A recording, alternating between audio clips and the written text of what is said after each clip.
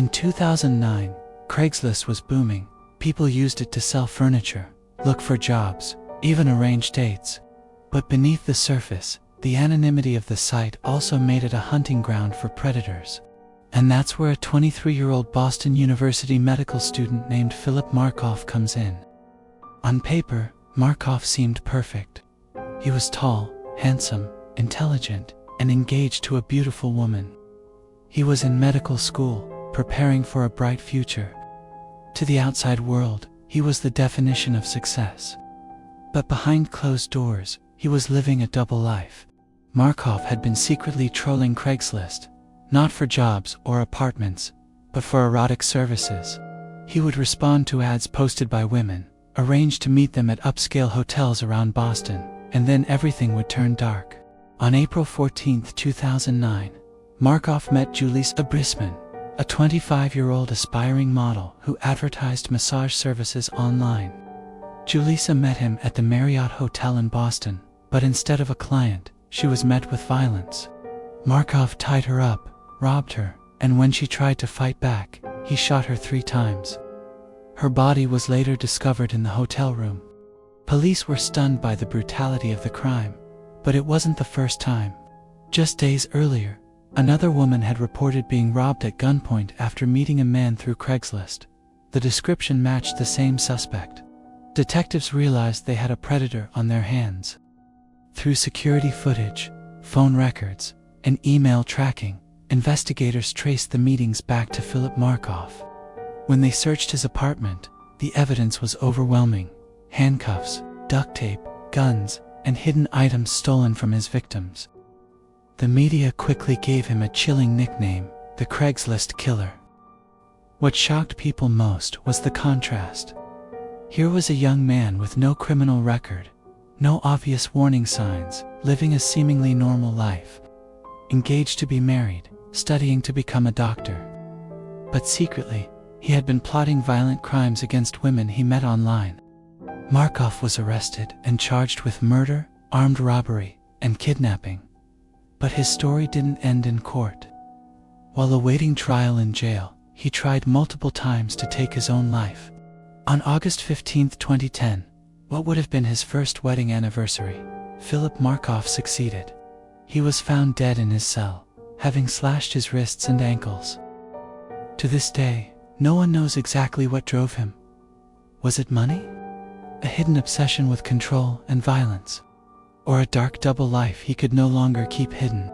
What we do know is this: a brilliant medical student, with everything to lose, chose to live as a predator. And his crimes left behind devastation, innocent lives lost, and families destroyed.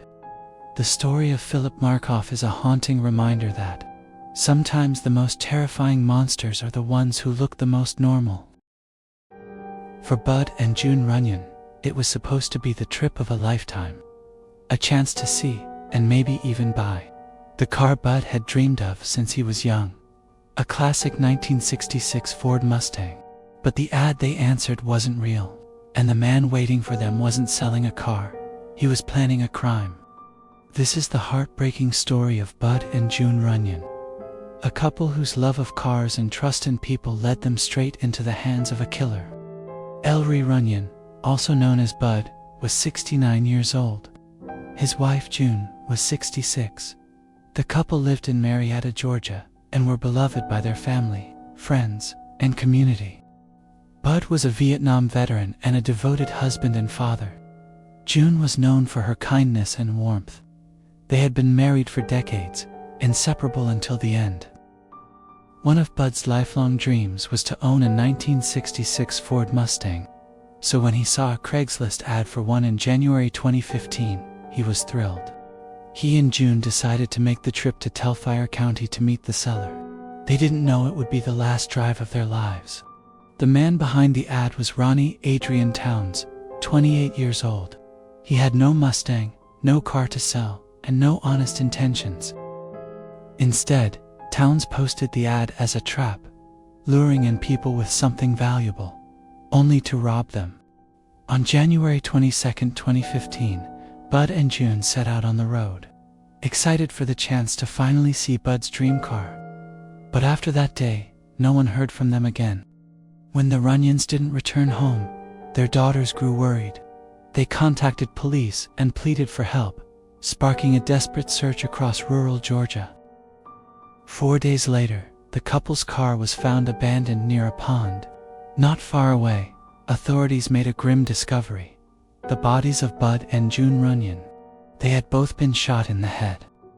Suspicion quickly turned to Ronnie Towns. Investigators traced phone records and Craigslist messages, linking him directly to the fake ad. Towns initially denied involvement, but eventually admitted to luring the couple. He was arrested and charged with murder, armed robbery, and other crimes. The case shocked Georgia and made national headlines. How could such a kind, loving couple fall victim to something as simple as answering a car ad online? For years, the case moved slowly through the courts. But in November 2024, nearly a decade after the murders, Ronnie Towns pleaded guilty. He admitted to creating the fake ad, luring the Runyons out, and killing them.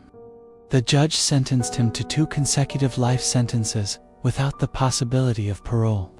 Bud and June Runyon were more than just victims of a crime. They were parents, grandparents, and pillars of their community. Their story is a haunting reminder that even the simplest online exchanges can carry hidden dangers. What began as a joyful search for a dream car ended in tragedy. A cruel twist of fate at the hands of a man with nothing to offer but lies. Today, the Runyons are remembered with love, and their story serves as a warning. Always be cautious, even when something seems too good to be true. It started with a simple Craigslist ad. A young woman looking for work. A young man pretending to offer it.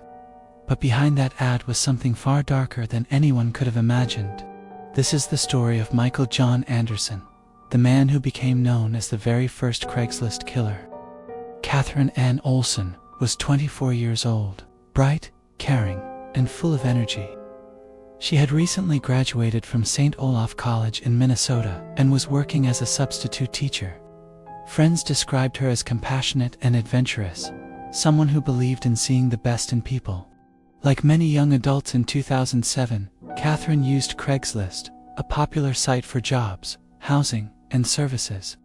She thought it would be an easy way to find short-term work. But one ad, in particular, would cost her everything. In October 2007, Catherine responded to an ad looking for a babysitter. The poster claimed they needed help with their children. But the ad wasn't real. It had been written by 19-year-old Michael John Anderson. Anderson lived with his parents in Savage, Minnesota. On the surface, he seemed like a quiet young man. But online, he hid a disturbing fascination with violence. He created the babysitting ad, not to hire someone, but to lure an unsuspecting victim.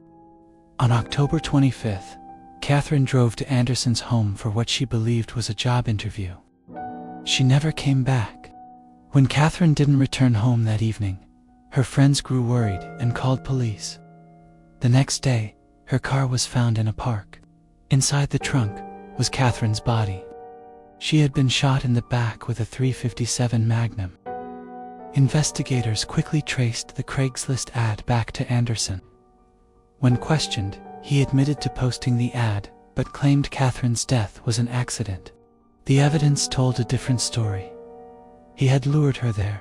He had prepared the gun, and after killing her, he dumped her body like trash. It was cold, calculated, premeditated. The case shocked the nation because Craigslist had been seen as harmless. Suddenly, people realized how dangerous meeting strangers online could be. In 2009, Anderson was convicted of first-degree murder and sentenced to life in prison without the possibility of parole. Catherine's parents turned their grief into action. They began speaking publicly about online safety and pushed for more awareness of the risks of meeting strangers through websites. Catherine Olson's death was senseless, tragic, and terrifying. She was simply looking for work, trying to help others, and was met by a predator hiding behind a computer screen. Michael John Anderson will spend the rest of his life in prison, but the legacy of his crime lives on, reminding us all of the dangers that can lurk behind an innocent online ad.